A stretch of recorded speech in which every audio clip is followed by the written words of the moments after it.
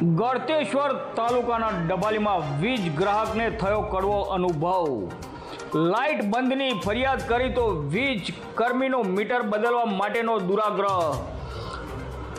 સમગ્ર બનાવની વાત કરીએ તો ડબાલી ગામે રહેતા પ્રફુલભાઈ વ્યાસે વીજ પુરવઠો ખોરવાતા ઓનલાઈન ફરિયાદ નોંધાવી હતી, જેમાં ફરિયાદીનું નિરાકરણ લાવવા માટે આવેલા લાઇનમેન દ્વારા ગ્રાહકને 9 મીટર નાખવું પડશે એમ કહી મેં ફોટા તાલુકા કચેરીએ મોકલી દીધા છે અને 9 મીટર આવે એટલે બદલીશું તેમ કહી ભર ઉનાળે ગ્રાહક લાઇટ વગર પરેશાન થઈ ગયા હતા. પ્રફુલભાઈએ પોતાના ઘરમાંથી રહેલી લાંબી લાકડીથી થાંભલા ઉપરનો વાયર હલાવતા વીજ પુરવઠો થઈ ગયો હતો ચાલુ, અને વીજ વિભાગ દ્વારા ઓનલાઈન ફરિયાદ ન કરાય તો કામગીરી કરવામાં જ આવતી ન હોવાથી અનેક મોટા ભાગના કિસ્સાઓમાં તપાસ્યા વગર જ મીટરનો કે અન્ય કોઈ ફોલ્ટનો વાંક કાઢવામાં આવતો હોવાની ફરિયાદો ઉઠવા પામી છે.